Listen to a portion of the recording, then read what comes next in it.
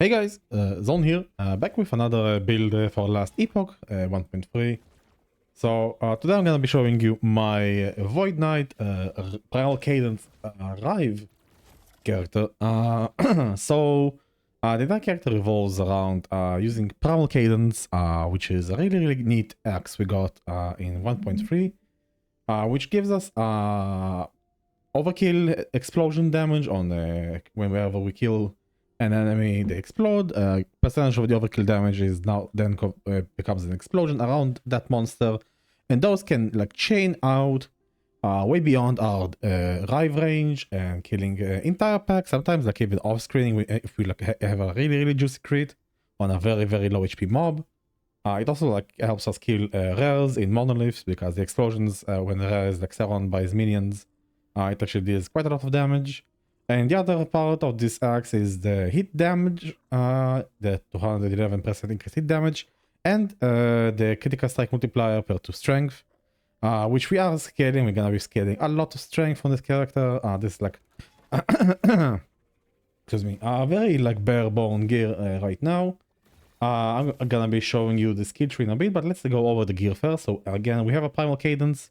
1 LP, I think it's unrealistic to get 1 LP. I don't know if 2 LP is gonna be obtainable. It's really hard to farm these axes. They do drop now from beasts, but I've not seen one drop yet. All of my Primal Cadences have been purchases from the NPC so far. But yeah, I have like a very mediocre helmet right now. I only got to level 85 last night, so I'm like now fishing for level 9 helmets to stock it in this place. Preferably it would be tier 7% health, tier 6 strength, HP, and whatever other mod we can fit on the prefix. Probably vitality. I have Evolution's End with 1 LP. We have slammed the tier 7 critical multiplier, because we are gonna be full crit cap by the end when we actually end up finding a good Primal Cadence with like actual like proper critical strike chance roll. We have like literally the bare minimum right now, but once we have like 9% we should be crit capped. So I'm like waiting on a better axe so I can swap this one. So critical multiplier +2 to all skills. It's just like a good base amulet. I am gonna be swapping to Nihilist whenever I find the +2 Nihilist with 1 LP. This is literally gonna be my upgrade from this one, so this fills the slot until I find a Nihilist. Titan Heart, still don't have a +4 Rive body armor. Otherwise I would just use like any old exalted with Rive levels, maybe strength, but this is fine. It's also like a max roll, has 40% increased health, which helps us get to our really high health right now to 1885, which we can like scale this way further once we have like some HP on this alongside with the Rive levels. 2 Siphons of Anguish with a strength and critical strike chance, help us to get crit capped. Sadly not land the strength on this ring, so preferably would be tier 7 strength on both. Only one ring actually needs critical strike chance by the end, but right now, because again, very low crit chance on the X, so I actually do want the tier 7 critical strike chance on it. Shadow Chains combined with Siphon Anguish gives us % more melee damage. We always want that per stack of Doom. Tier 7 hybrid health. We got lucky, we got the tier 5 void damage on the slam. That's really nice. Falcon Face with melee attack speed. This would preferably be Immortal Vice, but I've not killed Oberrabberov yet in this season. Otherwise, definitely get Immortal Vice. 1 LP, slam melee attack speed. We really like attack speed on the build. Army of Skin, tier 7 movement speed is mandatory. You want to be moving fast, you want the melee attack speed. This is like best in slot boots for us. Preferably if you have 2 LP. Hybrid health, again, like if you can put some hybrid health on your build, it's gonna be always good. Anchor of Oblivion. I've actually been really unlucky in getting these. These have not been dropping. You saw me do Heart on just earlier. He didn't drop it again. I don't know. Either the stats on last Epoch Planner are false, or I'm just being extremely unlucky with the LP right now. I've not found a single one with legendary potential. I've not gotten a legendary potential from the Nemesis system either. So I'm just working like this random slam for my Nemesis, but preferably 1 LP. Critical multiplier would be amazing. 2 LP is like semi achievable to get, so it would be strength and critical multiplier, which essentially gives us multiplier again with the X. Excuse me, like. Okay, now let's go over the idols. Like the idols are actually like the best part of our gear right now. So we have like this melee void damage, which could be better roll, but these ones, like these two ornate idols, we have multiplier, critical multiplier with Rive, and melee void damage. We got some movement speed on it as well. Very lucky, very amazing idol for us. A second critical multiplier idol with melee void and movement speed again, tier 6. So yeah, we got kind of lucky with getting the idols. This is online, by the way. This is like season online. Everything here is legit. We have this guy. I've just tried to roll this one. Again, very low melee void damage, but once I start farming for these guys, I've been farming ornates first.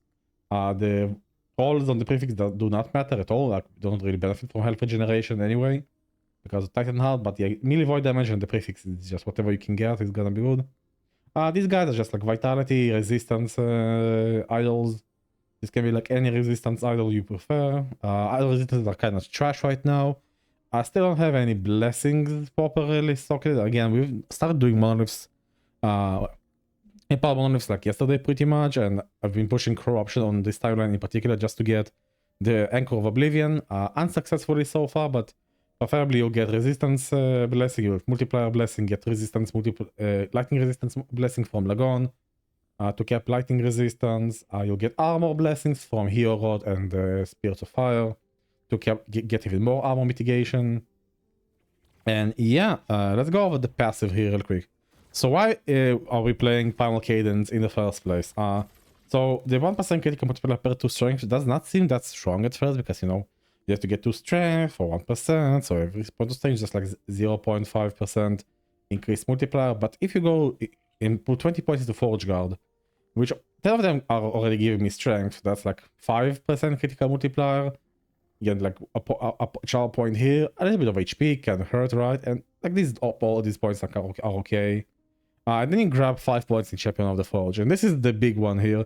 This also gives me 1 critical multiplier per 2 strength with 2-hand weapon, which we are using. Okay, Primal Cadence is a 2-hand weapon. And this actually works with Primal Cadence. This means that every point of strength now gives me 1% of critical multiplier. So we have 72 strength. That's 72% critical multiplier right there because we have both the Axe and Champion of the Forge. We are double dipping. So this becomes 10% increased critical strike chance. 10% increased critical multiplier.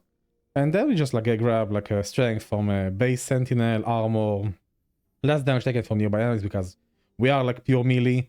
I'm taking time and faith. It's I don't know how good this is. I like using it for quality of life mainly. You can just remove these points and put them into fearless if you feel like you don't need the mana sustain. I feel like I do at this point on this character. It helps me spam out Abyssal Echoes, and normally when I'm fighting big enemies. And Void Knight is just like pretty like standard melee Void Knight, 5 points in Abyssal Endurance for like travel and getting the 5-point bonus. Shell and Steel, more damage, more armor, critical strike chance here. Also getting critical multiplier per point spent in Void Knight, so that's another 60% critical multiplier from just spending points in Void Knight. Percent health, flat health, more strength, more armor. Void penetration, echo chance. We're gonna grab all of the echo chance here later. Grab vitality, percent increased health. This is a huge health increase. Abyssal fluctuation, I'm gonna max this out next level, and Mortal Cleave for base critical strike chance. And yeah, this is like the tree so far. This is the character. Let me show you the objective at the end game. So right now we are like really far away from achieving the full power of the build, which I have tested in offline, by the way. So I know this guy can do 1000 corruption easily. Can do 1000 corruption. Can do them very fast as well for my offline testing on this like this same planner here. So upgrades would be definitely getting tier 6 critical multiplier on the axe would be insane increase in damage if you manage to get a 2 LP Primal Cadence. Definitely level of Rive. I choose to take Vitality here for the HP. You can grab Strength instead if you feel like you need the extra multiplier. I like Vitality here because you can't get Vitality everywhere, so this feels good. Could also do percent HP, could do like anything you feel like you need here. Leonine Helmet, just like I said, health, strength, vitality, health. This is literally why I'm gonna be pretty much crit immune. I do have one thing to say about Leonine Helmet here, is that I actually am debating if I want to use it because I have a Decayed Skull in my stash here with 3 legendary potential. This has very nice potential to be better than Leonine if I slam the right mods. But then it opens up the issue that I need to get reduced damage taken from critical strikes somewhere else on my gear, probably from a belt, maybe on my boots. I think boots can hold them. But yeah, like that means I have to like do a little bit of swapping around my slams. This is pretty much the same. We have pretty much like the best case belt here, unless it would be double tier 7, I guess. Nihilist, critical multiplier, that's what I want to grab. Red ring instead of one of the Siphons of Anguish with tier 7 strength and a tier 1 strength. That's like a mistake. Let me just... Yeah, there we go. Let's update it. Yeah, because again, we're gonna get like quite a lot of attributes anyway, vitality and strength. And we scale from both, so yeah, it's good to get. So definitely grab Red Ring, it's 10% less damage taken. It gives you up to 20% all resistance. Gonna help you to keep your resistances. Anchor of Oblivion is really good actually, but endgame, like if you are really pushing endgame and you have Uberov like on farm status, you can definitely swap this into Shattered Worlds. This is all attributes which benefits you vastly because you like both vitality and strength. The flat critical strike chance opens up really interesting options as well. I've done testing with Shattered Worlds as well, and if I go to Rive Tree, which we can drop, if you have Shattered Worlds, you drop all of these points, like you drop this one to 1 point and this one to 1 point as well, and you pretty much like get 6 points which you can then spend into this path of the part of the tree, and get more damage against enemies, which will always be igniting. Like you have first strike is always igniting, you don't really care, you don't really expand it to, you also have second strike chance to ignite and you just like get more hit damage against ignited enemies. That's a huge damage multiplier. You can also you also get penetration here if you feel like, but it gives you actual, it will give you void penetration because we are converting Rive to void through Temporal Warrior. And yeah, so why Rive? Rive is picked here because we have Void Cleave in Rive Tree. So I was testing like a Shield Bash character as well in offline, because I thought like, yeah, it would be fun to do a Forge Guard with 2 hands plus shield.